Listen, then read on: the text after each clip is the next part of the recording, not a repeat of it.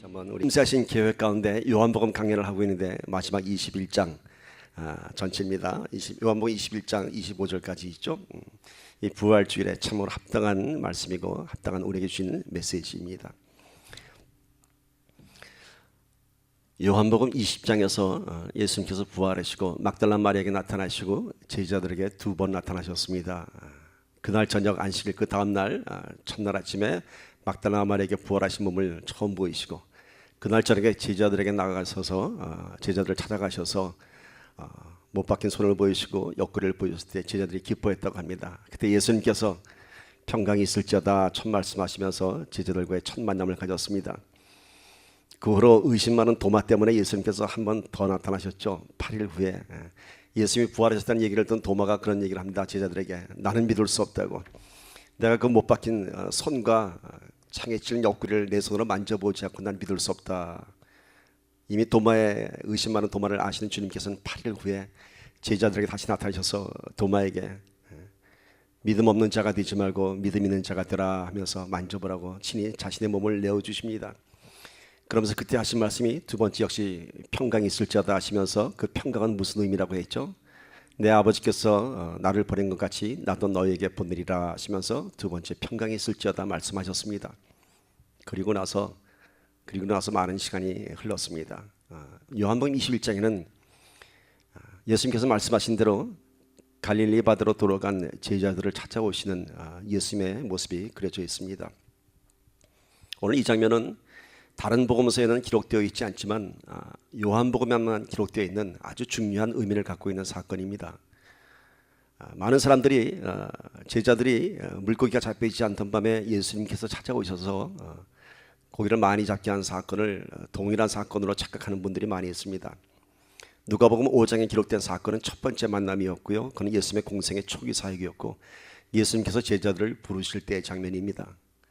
오늘 이 디베랴 바닷가 갈릴리 바닷가에 찾아오신 예수님은 부활하신 이후에 나타나신 또 다른 사건인 것입니다.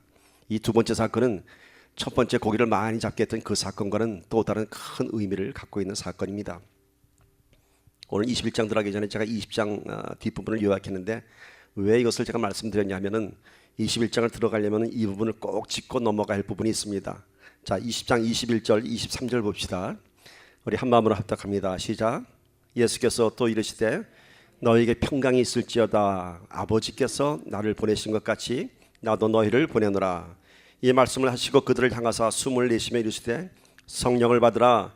너희가 누구의 죄든지 사하면 사하여질 것이요 누구의 죄든지 그대로 두면 그대로 있으리라 하시니라.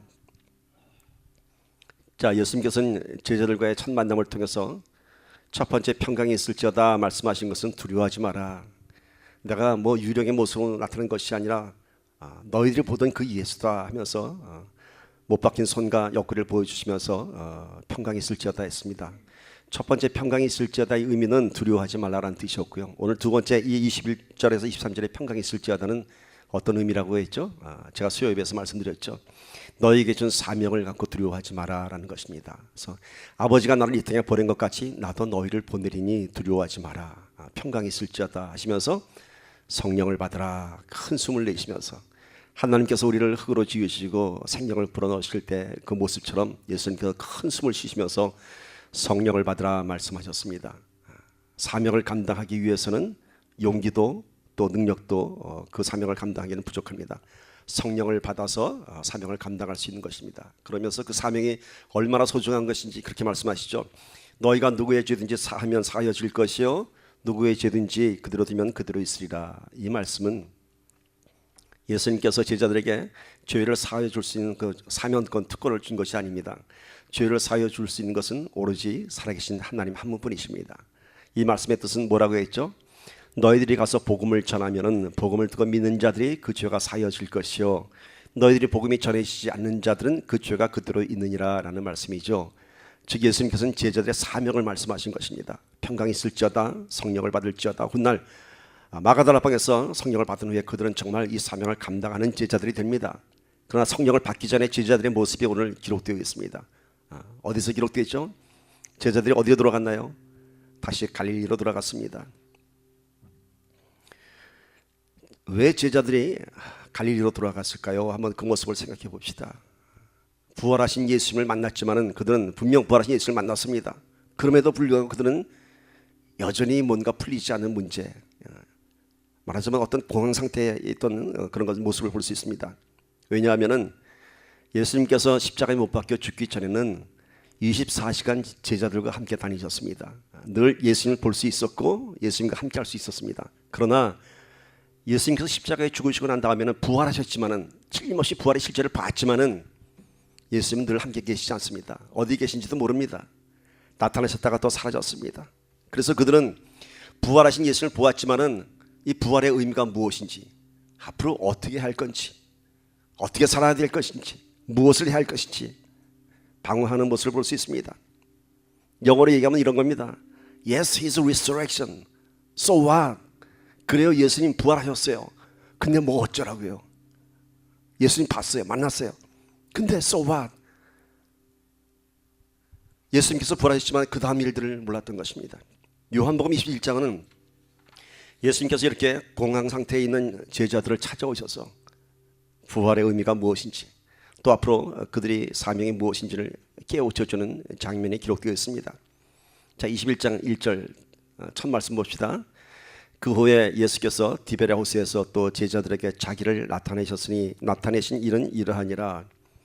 자, 그 후에 안식일 다음 날 만나고 나서 8일째 되는 날 도마를 만나고 나서 또 그 후에 어디로 가셨어요? 디베랴 호수, 갈릴리 바다까지요. 예수님께서 찾아가셨습니다. 찾아가셔서 자기를 나타내셨습니다. 자, 제자들이 돌아간 곳은 어디죠? 갈릴리 바다였습니다. 갈릴리로 그들은 낙향한 겁니다. 엠마오의 제자들이 자기의 고향으로 돌아간 것처럼 갈릴리로 간 그들은 여전히 실패와 좌절감에 휩싸였습니다. 우리가 그런 얘기 하죠. 신앙이 실족하면은 원래의 모습으로 돌아가죠. 신앙이 실족하면은 은혜 받기 전의 모습으로 돌아갑니다. 그 나빴던 버릇들이 다시 살아나고 안 가던 곳을 다시 찾아가기 시작하죠. 오늘 제자들은 자기네 고향으로 돌아갔습니다. 그 범죄한 사람들도요, 범죄하고 나면은 꼭 자기 고향을 찾는다고 합니다. 그래서 옛날 수사반장 같은 드라마 보면은 맨 처음 그 형사들을 파견하는 데가 고향입니다. 고향. 그리고 꼭 고향에서 잡히죠. 오늘 제자들도 그런 모습이에요. 부활하셨지만은 so what? 여전히 실망하고 좌절에 빠진 제자들은 고향으로 그냥 돌아갔습니다. 중요한 것은 예수님께서 이 제자들이 그렇게 갈릴리로 돌아갈 것을, 낙향할 것을 이미 알고 계셨습니다. 자, 마가복음 16장 9절 보십시오. 천사가, 예수님 부활하신 후에 천사가 막달라 마리아와 여인들에게 한 얘기죠. 가서 그의 제자들과 베드로에게 이르기를 예수께서 너희보다 먼저 갈릴리로 가시나니 전에 너희에게 말씀하신 대로 너희가 거기서 배우리라 하라 하는지라. 자, 예수님께서 먼저 갈릴리로 가신다고 합니다. 그러니 그 갈릴리로 와라, 거기서 보자 얘기합니다. 결코 제자들은 이 여인들이 전해준 말을 듣고 예수님이 갈릴리에서 먼저 기다리신다고 했지, 그래서 갈릴리로 돌아간 것 절대로 아닙니다. 만약 그들이 그렇게 예수님을 만나기 위해서 갈릴리로 돌아갔다면 이날 아침 오신 예수님을 그들이 먼저 알아봤어야 할 것입니다. 그들은 갈릴리로 돌아간 것이 다른 이유 아닙니다. 예루살렘에 남아있는 것이 두려웠습니다. 예수님이 죽고 나서 예수 믿는 자들에 대한 핍박과 그런 죽음에 대한 두려움 때문에 이들은 갈릴리로 돌아갈 수밖에 없었습니다. 그렇게 실망과 좌절로 갈릴리에 돌아간 것입니다. 그런데 예수님께서는 이게 좌절하고 실망한 제자들이 어디로 갈 것인지도 이미 다 알고 계셨습니다. 갈릴리로 가지 않았던 엠마오로 내려갔던 제자들까지도 예수님은 찾아가셨습니다. 낙향하는 제자들을 어쩌면 일일이 다 찾아가신 것 같습니다. 자, 오늘 여기서 우리가 이런 사실 하나 깨달을 수 있습니다. 우리 예수님은 찾아오십니다. 찾아오십니다. 우리 기독교가 다른 종교와 다른 것이 무엇인지 아십니까? 다른 종교는 내가 찾아가야 됩니다. 절로 찾아가야 되고 신전을 찾아가야 됩니다. 그러나 우리 주님은 우리를 찾아오십니다. 우리를 찾아오십니다. 어느 자리에 찾아온다고요? 우리가 인생에 실패하고 신앙에 참 실족하고 갈 곳 없이 방황할 때에, 우리가 갈 곳 없어 방황할 때에, 우리가 실패한 그 자리에, 모두가 나를 외면할 때, 그때 우리 주님께서 우리를 찾아오십니다. 그분은 잃어버린 한 마리의 양을 찾기 위해 거친 광야를 찾아 나서는 선한 목자이기 때문인 것입니다. 예수님께서는 그렇게 이 나라심도 갈릴리 바다로 제자들을 찾아오셨습니다. 제일 중요한 사실은요, 우리가 실패하고 낭망해서 실족했을 때도 우리가 어디에 가 있는지도 다 알고 계시다는 사실입니다. 그리고 주님은 우리를 찾아오신다는 사실. 결론은 뭔가요? 주님은 우리를 버리지 않으신다는 사실입니다. 오늘 이 비월 주일에 오늘 우리가 그런 소망 갖기를 바랍니다. 행여나 우리 안에 무너지고 깨어진 것들이 있습니까? 아니요. 기다리십시오. 우리 주님께서 찾아오십니다. 막달라 마리아가 모두가 떠난 무덤을 혼자 지키면서 처절하게 울고 있을 때 예수님께서 나타나셔서, 그래서 막달라 마리아는 부활의 실체를 처음 본 증인이 되었습니다. 얼마나 영광스럽습니까? 끝까지 매달렸더니 예수님께서 보여주셨습니다. 오늘 우리는 실패라고 생각하는, 또 좌절이라고 생각하는 그 현장에서 끝까지 주님을 부르시며 매달리기를 축복합니다. 그 자리에 우리 주님이 찾아오십니다. 그래서 오늘 이 아침에 찾아오신 부활의 주님을 만나기를 축복합니다. 이미 와 계십니다. 자, 제자들이 갈릴리로 갔습니다. 갈릴리의 의미가 뭔가요? 갈릴리는 그 제자들이 어쩌면 그 땅에서 태어나고 자란 땅이고요, 그 갈릴리 바다는 그들의 생업의 현장이었습니다. 그런데 이제는 그 갈릴리가 어떻게 됐습니까? 실망해서 돌아간 도피처가 되고 말았습니다. 예수님을 만났을 때 갈릴리 바다는 바뀌었습니다. 예수님을 만나기 전에는 갈릴리 바다에서 고기를 잡던 어부였습니다. 그것이 그들의 생업이었습니다. 예수님을 만난 그날 그들은 배를 버려두고 그물을 버려두고 예수님을 쫓아 나서는, 따라 나서는 사명받은 제자가 되었습니다. 그런데 예수님께 십자가에 죽으신 이후에 그 사명받은 제자들이 이제는 그 사명을 다 잊어버리고 도피처처럼 갈릴리를 찾아오셨습니다. 이렇게 도피처에 찾아온 제자들을 예수님께서 이날 아침 찾아오신 것입니다. 이 제자들과 만나는 장면을 보도록 합시다. 21장 3절 봅시다. 제자들의 모습을 먼저 봅니다. 시몬 베드로가 나는 물고기 잡으러 가노라 하니 그들이 우리도 함께 가겠다 하고 나가서 배에 올랐으나 그날 밤에 아무것도 잡지 못하였더니, 자, 베드로가 나는 물고기 잡으러 가노라 했더니 그날 이날 밤에 모였던 제자들은요, 베드로, 도마, 야고보, 요한, 많은 제자들이 함께 모여 있었습니다. 베드로가 나는 고기를 잡으러 갈 거야 하니까 많은 제자들이 따라 나섰습니다. 여러분, 이 장면을 보면서 과연 이날 밤에 제자들이 고기 잡으러 모였을까요? 고기 잡으러 모였을까요? 우리 오늘 밤에 이젠 뭐 예수님도 떠나시고 먹고 살아야 되니까 우리 다 갈릴리 바다에 모여서 예전처럼 고기 잡자 하고 이래서 모였을까요? 아닙니다. 아니면 그들이 여인들의 말을 기억하고 예수님께서 갈릴리로 오신다고 하셨으니까 우리가 예수님을 처음 만났던 그 갈릴리 바다를 기억하면서 우리가 예수님을 만나러 가자 하고 이날 밤에 모였을까요? 그것도 아닙니다. 둘 다 아닙니다. 이날 밤의 모임은 다른 의미 없습니다. 그저 실패하고 낭망하고 좌절한 제자들이 그냥 자기들끼리 모인 겁니다. 동병상련과 같은 마음으로 아무런 목적 없이 그날 밤에 만나서 넋 없이 있었던 겁니다.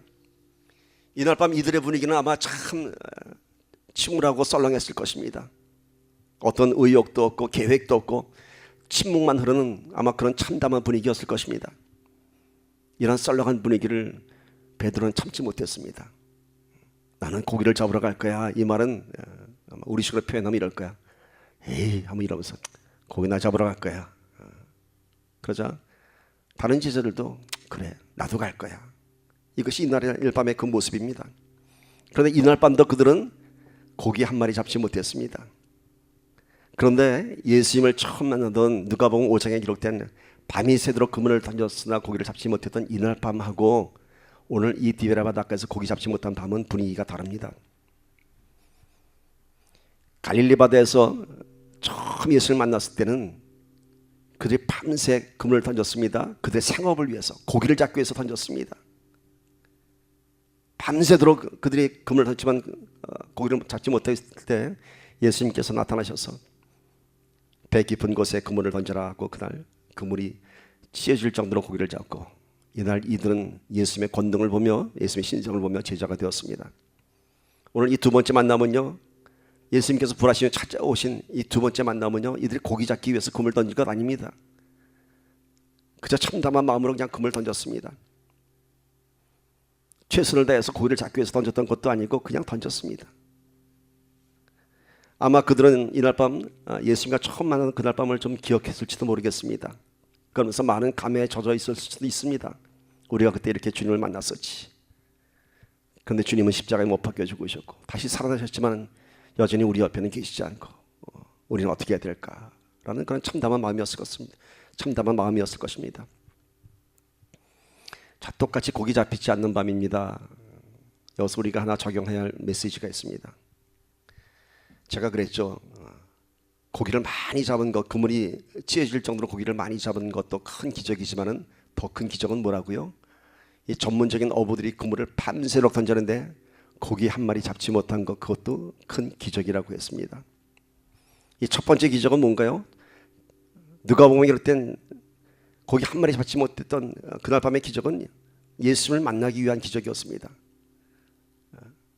밤새도록 잡지 못하다가 예수를 만나고 나서 고기 잡던 고기가 그물이 찢어질 정도로 잡혔던 그날 밤의 기적은 예수를 만나기 위한 그런 기적이었습니다. 그러나 오늘 이 디베라 바닷가에서 밤새도록 잡지 못한 이 기적은 어떤 의미일까요? 바로 이것입니다. 사명을 잊어버린 일에는 어떠한 일에도 열매가 나타나지 않습니다.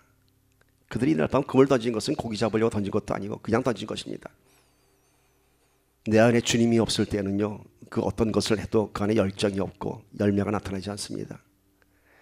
주님 없이 하는 일들을 얼마나 우리의 맥 빠지게 하는가요? 우리는 이 땅에서 살아야 하기 때문에 직업도 있어야 되고요, 일도 해야 되고 사업체도 있어야 됩니다. 그러나 그 목적이 달라지죠. 예수님 만나면은 예전에 세상을 위한 내 삶의 목적이었다면 이제는 내 삶의 현장에서 주님께 영광 올리는 것이 우리의 본분이 되었습니다. 그러나 이제 우리가 여전히 신앙이 늘 뜨겁지 않고 어느 날 실족한 이 제자들처럼 된다면은 우리의 그 신앙의 현장에는, 삶의 현장에는 아무런 열매가 나타날 수 없습니다. 이날 제자들은 그렇게 밤새 그물을 던졌지만은 고기 한 마리 잡을 수 없었습니다. 하나님께서는 가야 할 길을 인도하기 위해서 아닌 길을 막아주신 것을 볼 수 있습니다. 이렇게 이날 밤도 고기 한 마리 잡지 못하고 있을 때 예수님께서 나타나셨습니다. 21장 4절 봅시다. 날이 새어갈 때 예수께서 바닷가에 서셨으나 제자들이 예수이신 줄 알지 못하더라. 자, 예수인 줄 알지 못합니다. 예수님이 나타나셨지만은 왜일까요? 막달라 마리아도 예수님의 부활의 실체를 보고 예수님인 줄 몰랐습니다. 엠마의 두 제자들도 예수를 못 알아봤습니다. 제자들도 부활하신 예수님을 이미 한 번, 두 번 만났음에도 불구하고 오늘 이 밤에도 또 알아보지 못합니다. 제가 두 가지로 설명했죠. 하나는 상식적인 해석을 했습니다. 그들의 기억 속에는 예수님은 늘 고난의 예수님이고 그들의 기억 속에 예수님은 죽으신 예수님입니다. 그러나 부활하신 예수님은 가장 평안한 모습, 영원한 모습으로 부활하셨습니다. 우리가 신앙이 망가졌을 때의 모습하고 우리가 은혜받아 신앙이 회복된 모습은 전혀 다른 사람입니다. 똑같은 얼굴이지만은 전혀 다른 모습입니다. 그래서 우리가 때로는 참 오랜 시간 못 만나다가 만난 분을 못 알아볼 때도 있습니다. 두 가지가 있죠. 신앙생활 실족해서 막 얼굴이 망가진 사람 볼 수 있습니다. 그때 우리 마음이 아픕니다. 아, 이분이 그때 그분이었나. 그런가 하면은 우리 기억 속에 참 험한 세상 살던 사람인데 오랜 세월 지나서 우연히 만나는데 얼굴에 해가 빛나는 사람이 있습니다. 이분이 그때 그분 맞는가? 뭔가요? 그 안에 신앙에 성공한 사람, 예수 믿는 사람은 얼굴이 달라 보이는 것입니다. 오늘 예수는 사망 권세를 파하시고 나타나신 부활의 영광의 모습이었습니다. 다른 모습이 아니라 그 모습 그대로였는데 그들이 눈이 그것을 가린 것입니다. 두 번째 해석은 제가 이랬죠. 그들이 너무 좌절과 실망에 빠져있기 때문에 부활을 이해할 수 없었기 때문에 믿을 수 없었던 것이죠. 이날 밤에 예수님이 나타났을 때도 그들은 예수라고 생각지 못했던 것입니다. 그러나 예수님 오셨습니다. 그리고 이날 밤에 그물을 배 오른편에 던지라 말씀하셨습니다. 첫 번째 만남에서는 깊은 곳에 그물을 던지라 라고 얘기했습니다. 깊은 곳에 던지는 것은 상식적으로 맞지 않는다고 얘기했습니다. 이 갈릴리 바다의 고기는 얕은 곳에서 고기가 잡힌다고 합니다. 근데 예수님께서는 첫 만남에서는 비상식적인 방법으로 그물을 던지게 하고 그날은 그물이 찢어질 정도로 고기가 잡혔습니다. 그러나 이날 밤에는 예수님께서 배 오른편에 던지라고 하십니다.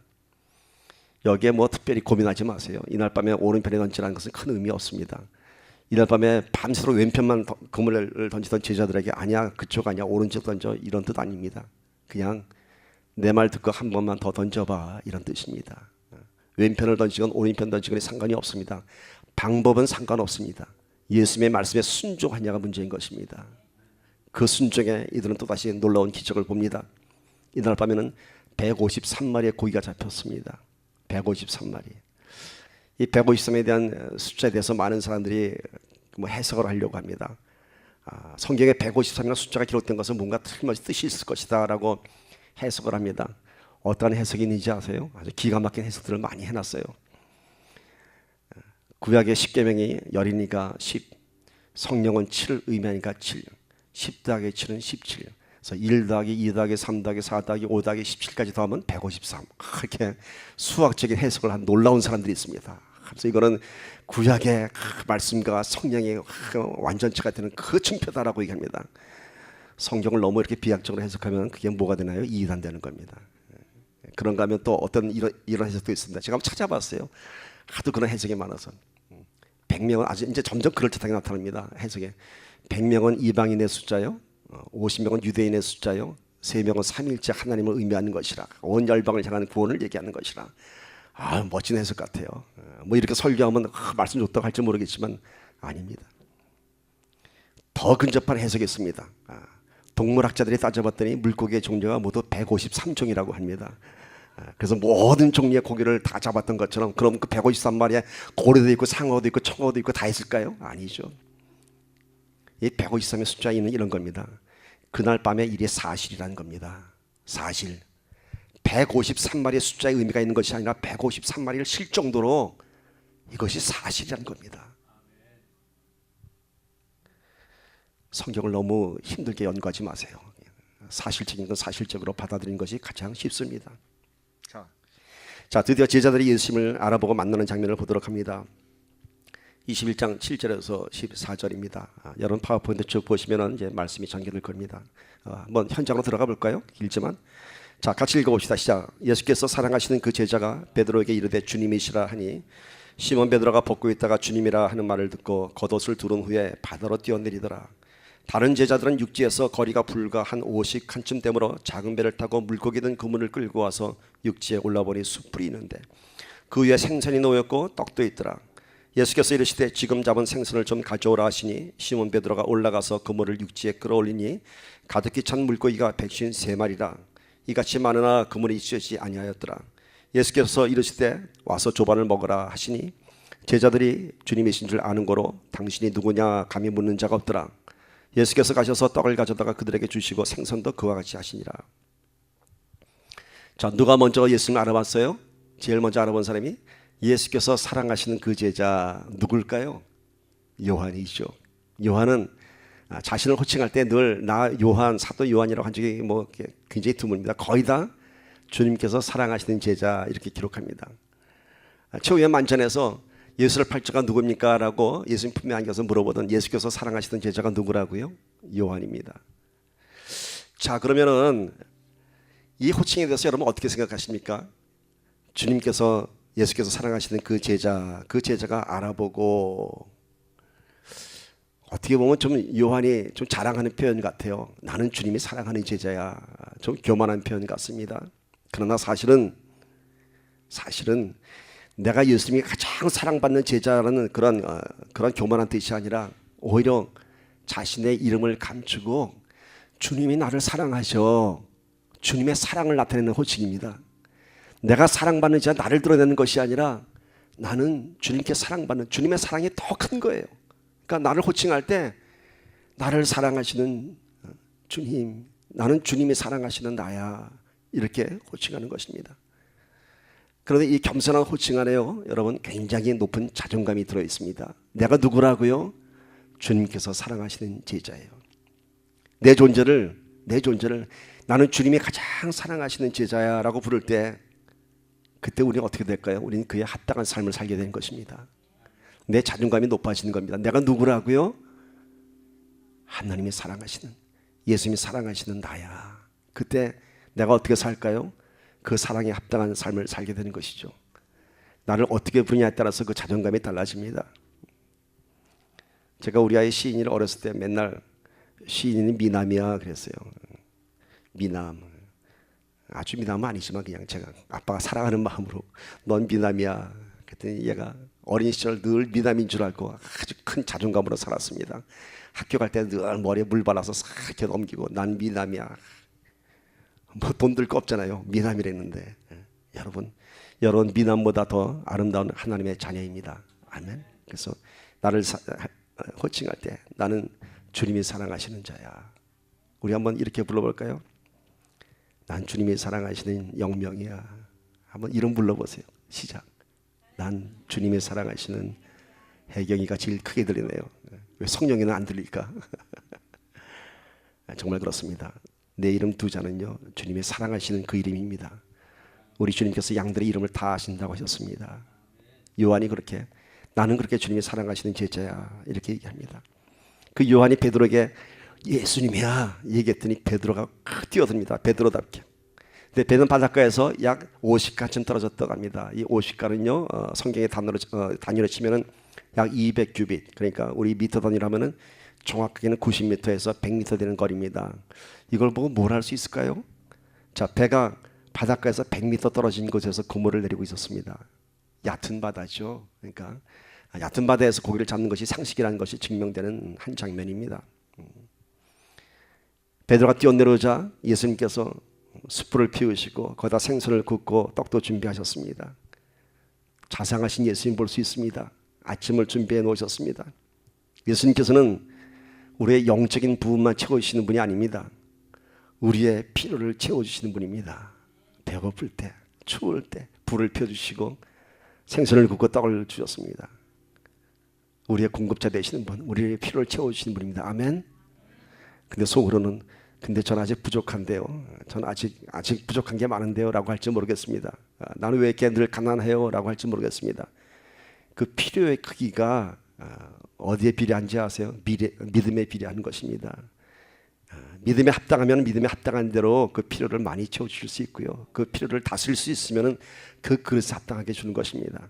만약에 내 필요가 아직도 작다면 여러분의 믿음의 그릇을 넓혀 주십시오. 왜 나는 이것뿐이에요 라고 불평하지 말고 예수님의 기준에서 봤을 때는 지금 그 필요가 우리에게 합당한 것입니다. 내 은혜가 내게 족하다라는 것처럼 왜 나는 요만큼 주고 저 집사님은 저렇게 많이 주세요 라고 불평하지 마시고 내 믿음의 그릇을 넓히십시오. 그때 믿음의 그릇의 체험을 받는 것입니다.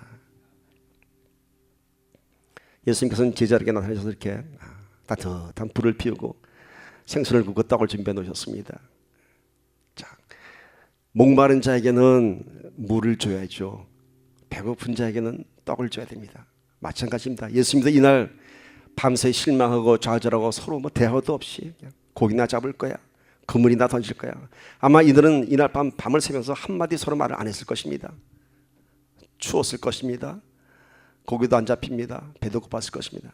그때 예수님께서 아침을 다 따뜻하게 준비해 놓으셨습니다. 우리 예수님께서는 무엇이 필요한지 그 필요의 순서를 잘 아시는 분입니다. 만약에 여러분이 그냥 늘 성령 충만하다고 해서 사막에서 그냥 며칠 때 물을 못 마시고 목마른 사람들에게 물 좀 달라고 하는데 그 사람 손잡고 우리 함께 기도하시다라고 하면은 그게 그 사람에게 만족이 될까요? 그럼 그 사람이 이럴 거예요. 너나 하세요. 나는 목마릅니다. 배고픈 사람에게 떡을 줘야죠. 배고픈 사람에게 기도합시다. 기도 말고 떡이요. 뭘 좀 먹어야 살 거 아니에요. 엘리야도 지치고 나를 죽여달라고 했을 때 뭐부터 줬나요? 말씀 주지 않았어요. 능력 주지 않았어요. 떡과 고기를 주었습니다. 오늘 예수님께서도 이렇게 자상한 모습으로 제자들을 찾아오셨습니다. 오늘 우리가 구한 것이 있다면 우리의 영혼이 살아나야 됩니다. 우리의 필요를 먼저 주님께 세세히 고백할 때 우리 예수님께서는 그에 합당한 가장 정확한 믿음의 분량의 그릇대로 우리의 필요를 채워줄 줄 믿습니다. 예수님이 나라 짐승들과 참 아름다운 애찬을 나눴습니다. 애찬이라고 하는 것도 참 성도의 좋은 교제입니다. 엠마의 두 제자들도 언제 눈이 떠졌다고요? 예수님과 함께 주막에 들어와서 떡을 떼고 잔을 댔을 때 그들의 눈이 밝아져서 예수님을 알아봤습니다. 오늘 우리 특히 이제 우리 믿는 사람들의 교제는 늘 애찬이 준비되죠. 뭘까요? 서로 떡을 떼고 마시는 것처럼 서로의 삶을 나누는 것입니다. 그러니까 우리들의 이 애찬의 의미는 먹는 것에만 의미가 있는 것이 아니라 뭐죠? 사랑을 나누고 우리의 삶을 나누는 것입니다. 오늘 부활절 점심 메뉴가 스페셜 메뉴가 준비되어 있다고 하는데 먹는 것에 집착하는 것이 아니라 그걸 통해서 우리의 사랑을 나눠야 할 줄 믿습니다. 자, 예수님께서는 제자들과 함께 구운 생선을 드시면서 두 가지 의미를 우리가 찾을 수 있습니다. 당신의 부활하신 몸은 생선과 떡을 드실 정도로 실제적인 육체의 몸으로 부활하신 것입니다. 뭐 어떤 영으로 부활하신 것이 아니라 제자들과 함께 생선을 뜯어 드시고 또 떡을 드셨습니다. 그러다가 예수님께서 이러시죠. 지금 잡은 생선을 좀 가져오라. 이 얘기가 뭘까요? 예수님께서 준비한 아침 식탁이 모자랐을까요? 오병이의 기적을 일으키신 분이 아니 제자들의 먹을 아침을 모자라게 해서 지금 잡은 생선 좀 갖고 와라고 했을까요? 아니죠. 지금 잡은 생선도 리얼이다. 내가 헛것을 만든 것이 아니라 먹을 수 있는 생선을 내가 잡게 한 거야 라는 것입니다. 이게 실제적인 것을 증명하셨습니다. 두 번째는 이날 아침 숯불 피운 이 아침상을 보면서 누구에게 이 메시지가 전달됐을까요? 베드로가 아마 가슴이 찔렸을 것입니다. 베드로가 대제사장들에서 예수님을 3번 부인할 때 그날도 이렇게 불이 지펴져 있었습니다. 그 모닥불이 피어진 그 현장에서 베드로는 예수님을 3번 부인했습니다. 저주까지 했습니다. 아마 이날 베드로는 이 애찬을 함께 나누면서 그 불가에서 자기의 수치스러운 모습을 기억하면서 다시 한번 믿음의 결단을 했을 것입니다.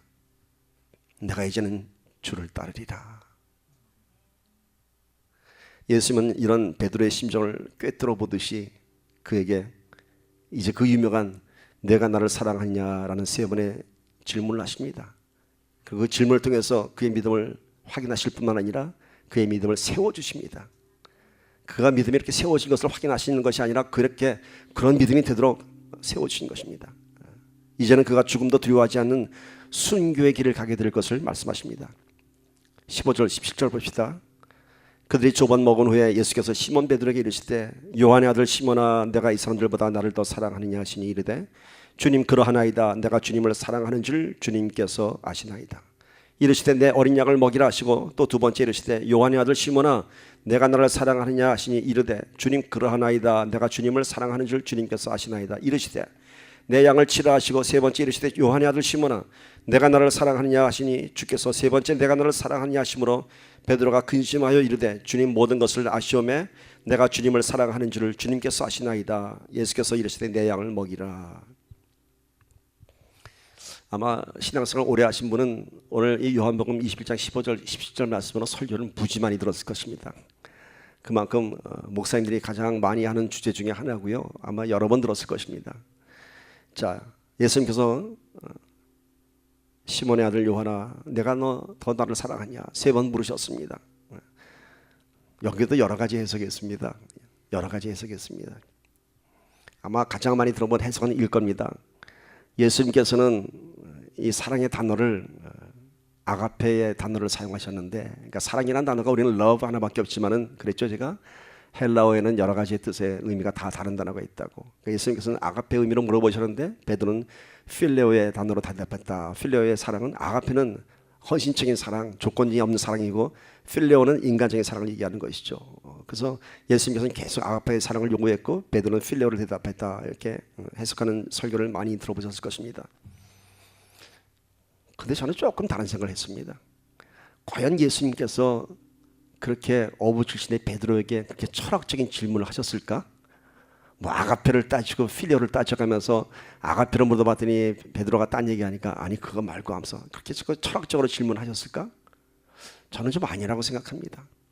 실제로 성경학자들이 얘기하기를 요한은 이 아가페와 필레오의 단어를 요한복음에서 구분 없이 사용했다고 합니다.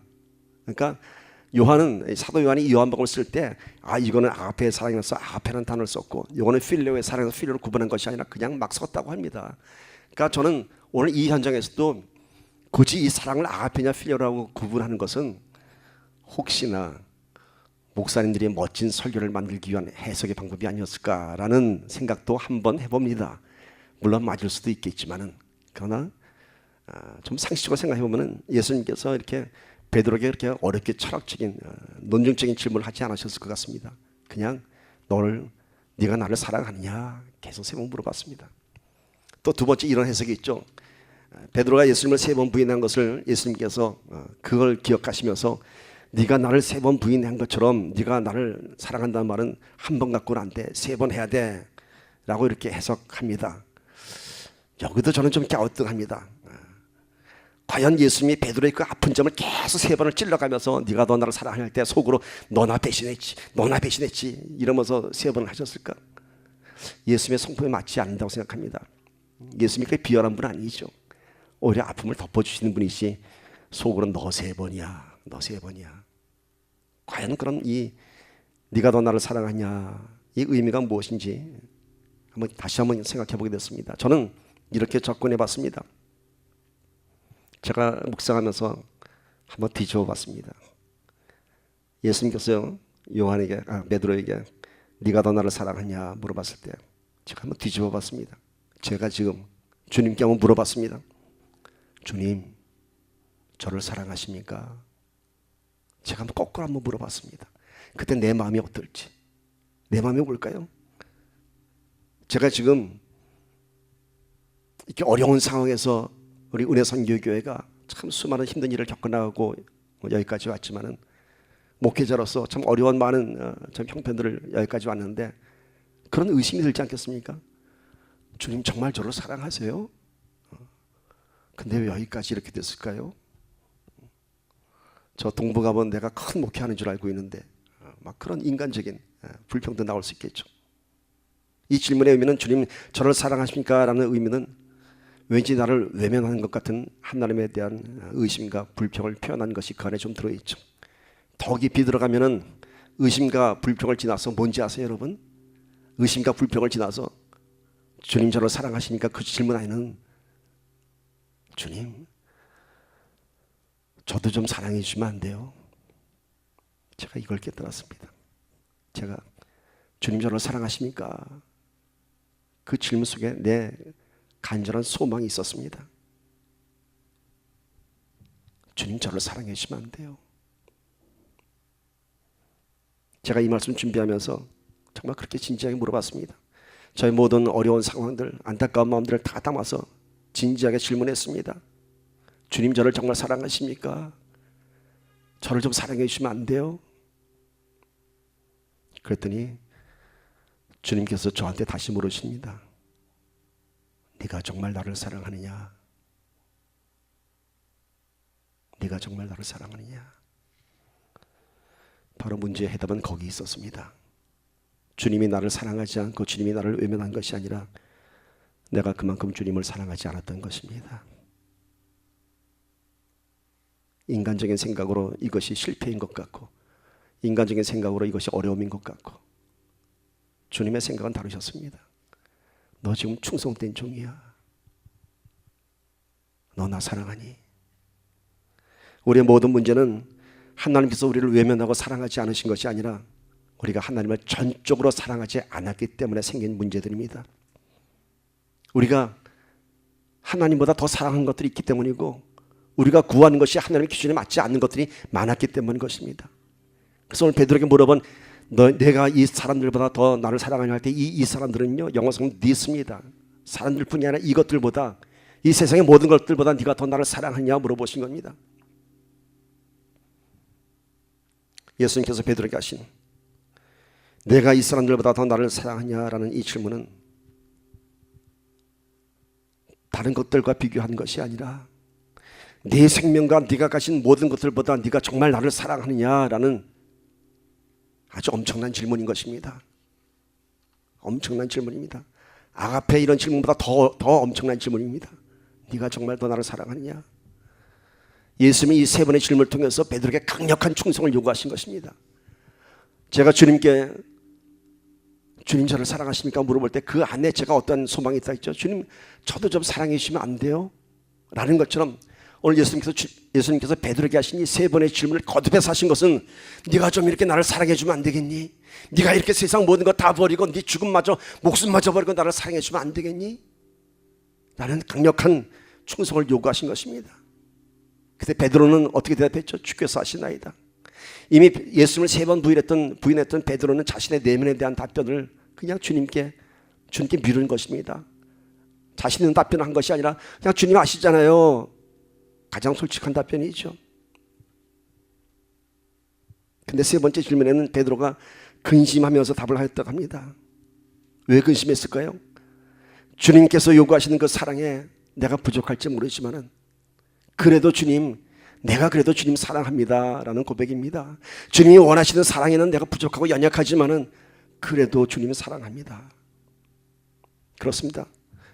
오늘 우리가 고백할 수 있는 것은 부족하고 연약하고 부끄럽지만 그래도 내가 주님을 사랑합니다 라는 이런 진실된 고백이 되기를 소망합니다. 내가 더 나를 사랑하느냐? 그 안에는 네가 나를 사랑하면은 이젠 두려울 것 없어.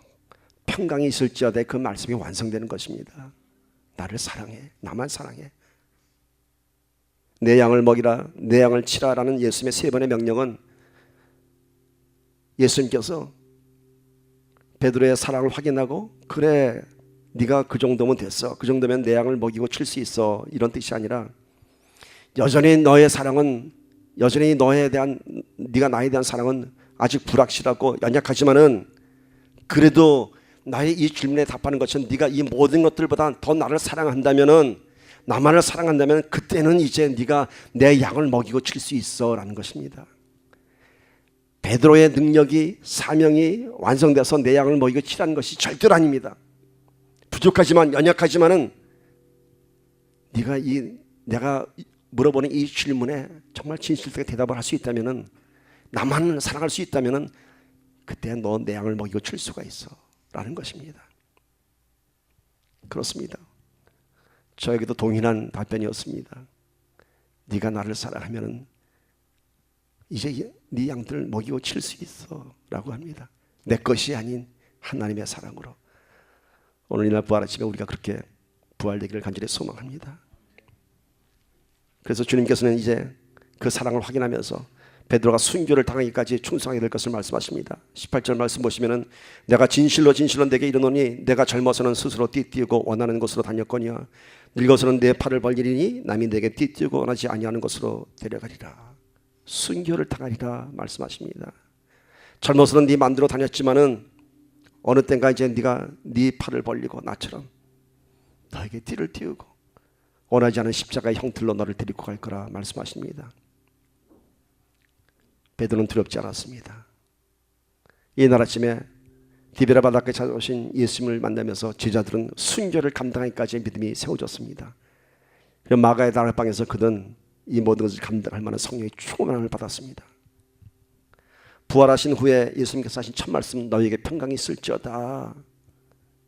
그리고 이제 제자들 떠나시면서 하신 마지막 요구는 내가 더 나를 사랑하냐라는 질문을 통해서 너희가 나를 사랑하면 이제 이 모든 사명을 감당할 것이다 라는 뜻입니다. 주님은 완벽하신 분이십니다. 완벽하신 분이십니다. 평강이 있을지어다. 성령을 받아라. 그리고 네가 더 나를 사랑하면 네가 이 사명을 감당할 수 있을 것이다. 오늘 요한복음 21장 마지막 말씀을 함께 합독하면서 대장정의 요한복음 강해를 마치도록 합니다. 그동안 요한복음 강해를 통해서 우리에게 큰 은혜 주신 주님께 큰 감사와 영광을 올리겠습니다. 저도 이번 요한복음 강해를 통해서 우리 좋으신 하나님께서 많은 것을 깨닫게 해주셨고요. 또 많은 것들을 보게 하셨습니다. 자, 요한복음 21장 마지막 말씀 봅시다. 24절 25절 시작. 이 일들을 증언하고 이 일들을 기록한 제자가 이 사람이라. 우리는 그의 증언이 참된 줄 아노라. 예수께서 행하신 일이 이 이외에도 많으니 만일 낱낱이 기록된다면 이 세상에도 이 기록된 책을 두기에 부족할 줄 아노라. 아멘. 이 일들이 다 참입니다. 진리입니다. 이 말씀으로 주님의 진실한 제자가 되기를 소망합니다. 우리 봉헌하기 전에 오늘 말씀 마치면서 함께 이런 찬양 같이 했으면 좋겠습니다. 이날 갈릴리 바닷가에 오신 주님께서 베드로에게 물어보셨죠. 네가 더 나를 사랑하느냐? 오직 주님만이 아십니다 라는 고백했습니다. 오늘 우리가 한번 그 주님을 만나는 디베레 아침의 바닷가처럼 그런 고백을 하기를 바랍니다. 갈릴리 바닷가에서 주님은 시몬에게 물으셨네. 사랑하는 시몬아, 넌 날 사랑하느냐? 오 주님, 당신만이 사랑하십니다. 우리 이 장에 함께 하시고, 그리고 다시 갈릴리호수가에서 주님은 시몬에게 물으셨네 할 때 한번 여러분들의 이름을 불러가시면서 고백하기를 바랍니다. 제가 지금부터 20여 년 전 이 찬양 통해서 제자들의 사명을 회복받는 것처럼 주의 종으로 부름을 받았습니다. 저에게도 그 은혜가 새롭습니다. 그 은혜가 오늘 우리 모두에 임하기를 소원합니다. 갈릴리 바닷가에서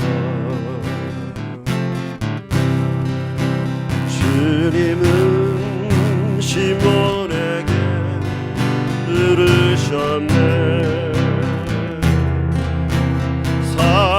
사랑하는 시몬아, 넌 날 사랑하느냐? 오 주님, 당신만이 아십니다. 한 번 더 고백합니다. 갈릴리 호수가에서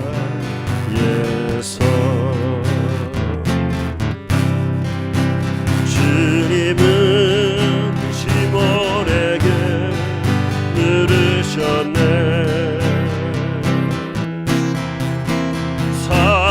사랑하는 시몬아, 넌 날 사랑하느냐? 오 주님, 당신만이 아십니다. 그 다음 파워포인트 주세요. 갈릴리 호수가에서 자기 이름 불러보세요. 주님은 너에게 들으셨네. 주님이 부르십니다.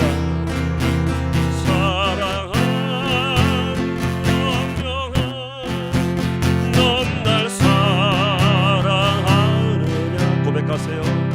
오 주님, 당신만이 아십니다. 한 번 더 고백합니다.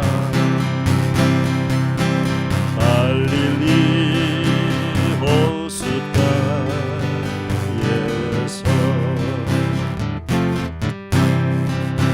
주님은 이름 부르세요. 영에게 들으셨네.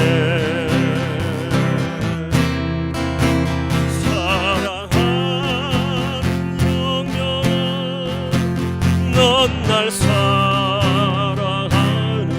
고백하세요. 오 주님, 당신만이 아십니다. 주님, 당신만이 아십니다.